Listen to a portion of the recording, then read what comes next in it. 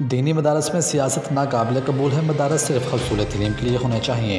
ان خیالات کا اظہار چیئرمین قرآن بورڈ پنجاب، چیئرمین سنی اتحاد کونسل پاکستان صاحبزادہ حامد رضا نے جماعت اہل سنت ضلع وہاڑی کے زیر اہتمام جامعہ غوثیہ فرید مزرعہ روم 35 WB میں جشن ولادت مولا علی رضی اللہ تعالیٰ عنہ جشن میراج النبی صلی اللہ علیہ وسلم کی تقریب سے خطاب کرتے ہوئے کیا۔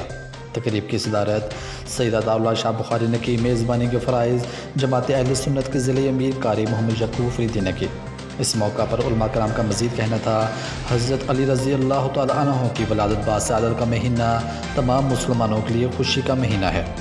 حضرت علی رضی اللہ تعالیٰ عنہ نے خانہ کعبہ میں آنکھیں کھولیں اور نبی کریم صلی اللہ علیہ وسلم سے شیر خدا کا لقب پایا۔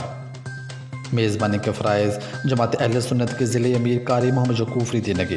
تقریب سے قاری شبیر قمر فریدی، سید ابرار حسین سنی تحریک ضلع وہاڑی کے صدر سید اعجاز حسین شاہ اور سید بلال حسین شاہ نے خطاب کیا۔